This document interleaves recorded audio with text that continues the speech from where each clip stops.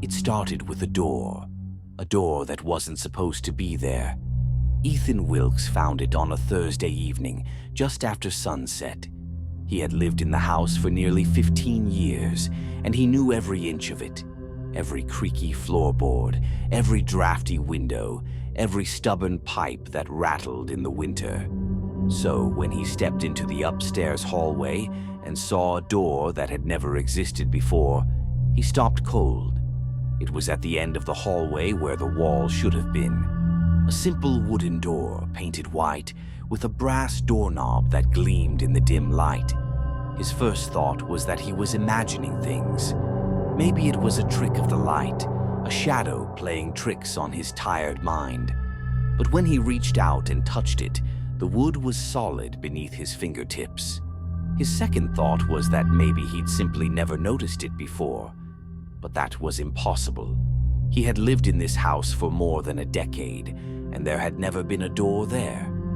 And yet, here it was. A cold shiver crawled down his spine. He turned the knob. It didn't budge. Locked. That should have been the end of it. A locked door in his own house. He could just ignore it, pretend it wasn't there. But something about it felt wrong. That night, as he lay in bed, he swore he could hear something moving behind it. A slow, deliberate shuffling, like someone, or something, was waiting. The next day, Ethan tried to forget about the door. He went to work, came home, cooked dinner, and settled onto the couch to watch TV. But no matter how much he tried to distract himself, he kept thinking about it. And when he finally went upstairs, it was the first thing he looked at.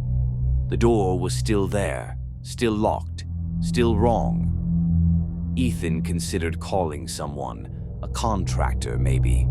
He could have them inspect the house, figure out why the hell there was a door that wasn't there before. But some deep, primal part of him didn't want anyone else involved, because he knew, somehow, that this wasn't a problem anyone else could solve.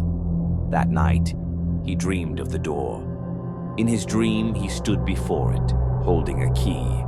His heart pounded as he slid the key into the lock and turned it.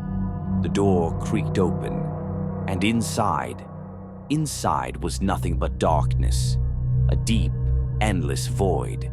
And something inside that void turned to look at him. He woke up gasping, drenched in sweat. But the worst part, was that when he sat up in bed, heart hammering, breath shuddering, he could still hear it, the slow, deliberate shuffling, coming from the other side of the door.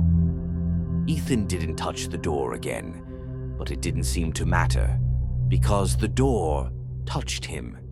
Every night the noises grew louder, the shuffling became more distinct. Sometimes it sounded like footsteps, other times like something dragging itself across the floor. And then came the knocking. Soft at first, just a gentle tap, tap, tap, like someone politely asking to be let in. But as the nights passed, it grew more insistent. Knock, knock, knock. By the end of the week, it was pounding, banging, slamming. Ethan stuffed pillows over his head, played music, tried to drown it out. But it was inside his house. There was no drowning it out. He called a locksmith.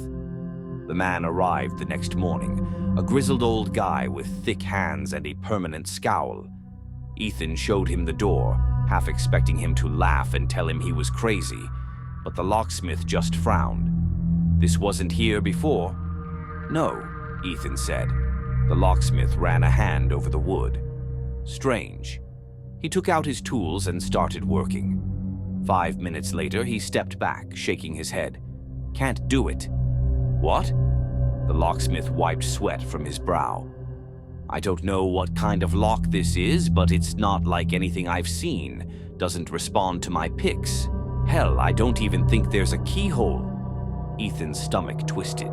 He hadn't even noticed that. The door had a knob, but no keyhole. The locksmith packed up his tools and left in a hurry. That night, the knocking turned into scratching, long, slow scrapes of nails against wood. Something wanted out.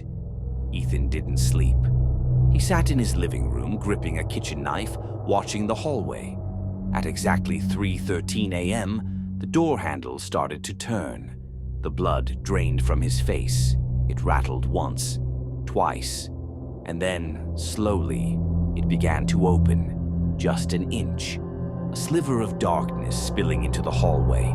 Ethan bolted forward and slammed it shut. It took all his strength. Something was pushing back. For nearly a minute he fought. Then, whatever was on the other side let go. The door stayed shut. Ethan stumbled backward, panting, and then, just as he turned to run, he heard it. A voice, whispering through the crack beneath the door. Not in English, not in any language he knew, but the message was clear. A promise, a warning, a threat. Ethan didn't wait. By sunrise, he was gone, left everything behind. He never went back, and for years he tried to forget. But some nights, when he lay in bed, no matter where he was, he would hear it. A slow, deliberate knock.